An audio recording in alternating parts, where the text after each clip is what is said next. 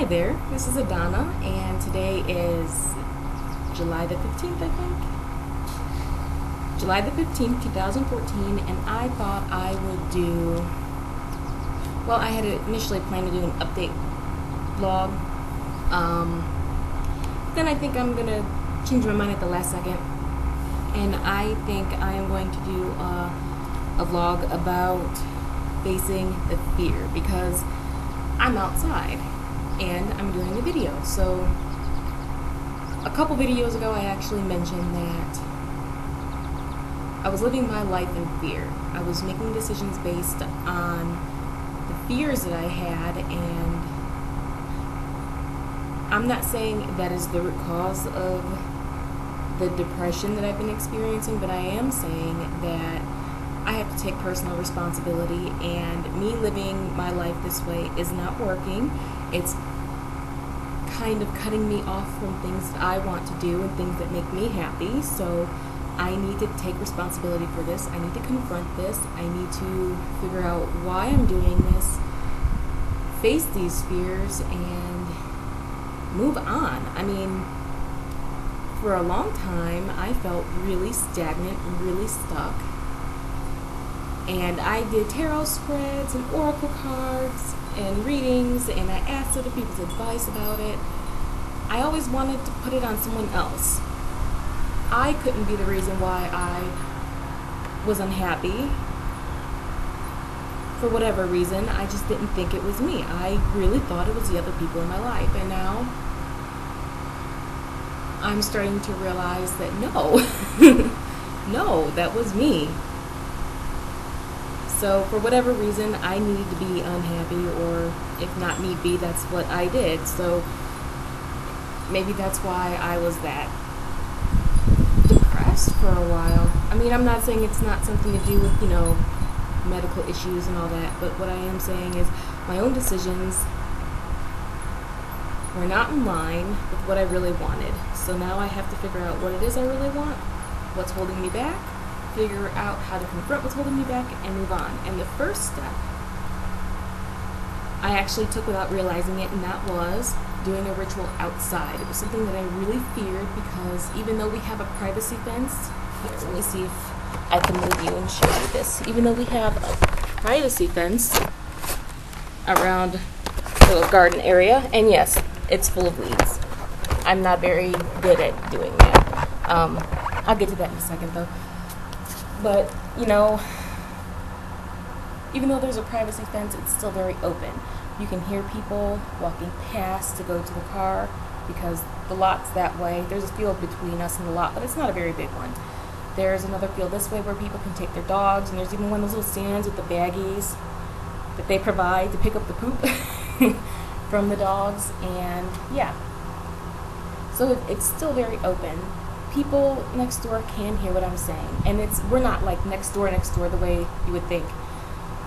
These buildings are actually arranged like ranch houses, except that we share 2 walls with another unit, so there are 4 units per block, 1 level, and even though they were built in the 60s, they're really nice. I mean, the one we have is a deluxe model, so we have a washer and dryer hookup, which is why we got it.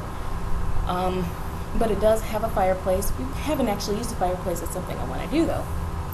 I already have wood for it. I just have to actually clean it out real good, because my cats have been using that as a litter box. Yeah, not good. So now that we got that under control, now it just needs a really good cleaning before I can realistically use it, because in my mind it's just gross. Even if there's nothing in there, it's still gross. I'm getting a little off track here. Let me backtrack. Okay. First step is doing a ritual outside, because it's very open. People can hear what I'm saying, but when I did ritual, I didn't have to yell. I didn't have to shout. I could have if I wanted, but I didn't. I spoke softly to myself. You probably couldn't hear that, but I said I spoke softly to myself, and it was just nice. It was a lot nicer than I was expecting. I've done rituals outside before, but I always did them at my boyfriend's father's house, and he was really hyper uber Christian, religious, and he didn't really approve of paganism.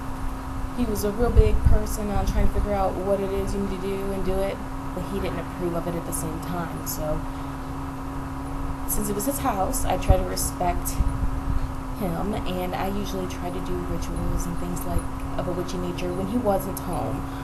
Not only because he didn't approve, but because I was still too shy.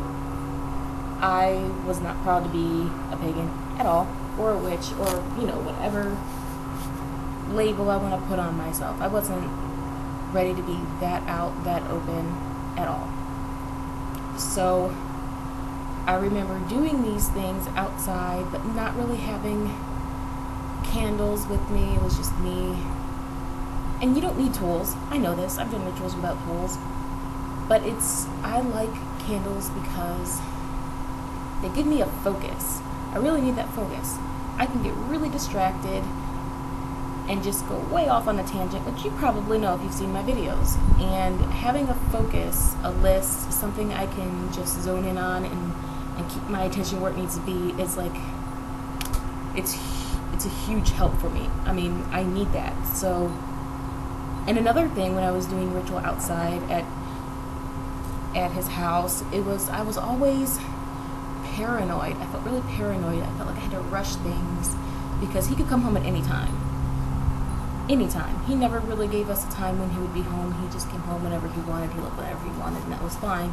We could do the same as long as we were quiet when he was teaching online, because he did teach a couple online courses for a college, and as long as we were quiet when he needed to go to bed, because he did have to get up pretty early to go to campus, because he also taught, courses at the local campus. I felt more stressed out doing a ritual at that point than anything I really had done before that, and that kind of made ritual something that I kind of dreaded. So for a long time I didn't really do rituals, especially after we moved in here. And then there was the whole thing, like, my boyfriend, it makes him uncomfortable. I guess that would be the best word. He doesn't identify any which way as a religious person, or he doesn't have an affinity or anything, or so he says, even though a lot of his beliefs, the way he acts, the way he was raised, it all leads, in my mind, more towards the Christianity type of thing. But he was just very discouraging over it. He didn't want to see it. He didn't want to really talk about it. He didn't have an interest in any of it. He thought it was excuse my language, but he thought it was bullshit, basically. All of it. I mean, and that bothered me. It still bothers me. And because of his attitude, it just never felt like a good environment to do a ritual, a spell, or any kind of magical working when he was home. And I think that was a big part of it. Now, when I did my ritual, he wasn't home. He was actually out with his cousin. It was on a Saturday. And they do that sometimes. I don't really care. They don't really go anywhere. I trust them. I mean, I'm not worried about him cheating or anything. I'm not worried about that. But I don't know. When it was just me, it was just out here, it was really nice. I faced my first fear that way of doing a ritual outside where anyone can walk in on me. Nothing happened. It was a good experience, and it's one that I want to repeat. And having that good experience has actually made me rethink doing magic and things with my boyfriend in the house, because I realized I didn't do any kind of ritual or magical working in the house because I feared my boyfriend would think badly of me. I feared that he would say something negative. I don't know, there was just a general fear there. He's not going to leave me over it. When we first started dating, I told him up front my beliefs, what I followed. That was never hidden. That was never an unexpected, realization. That was always there. I was always very upfront about it, and he was always accepting. Until we moved in together. And then he realized that it was a bigger part of my life than he had originally thought. So, he's not going to leave me over it. So I think the next step I want to take would be to say, Hun,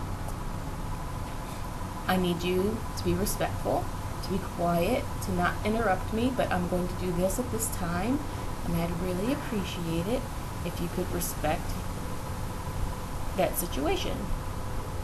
And I really think he will. And if he doesn't, then, well, we'll have some issues over general respect and not just religious stuff. Before I start airing too much of my dirty laundry to everyone, in the meantime, because I really don't plan on doing another ritual until probably the dark moon. Yeah. So about 2 weeks or so, maybe a little bit less now. So in the meantime, I thought that I would actually take the next step and do a YouTube video outside, because I haven't actually done a video outside, and there's a reason for this. I'm an epileptic. Light triggers epilepsy for me. And this is flashing light. It could be something as simple as going past a window. We actually have, what do you call those? Skylights in our apartment. We have one in the bathroom, one in the kitchen, because we share 2 walls.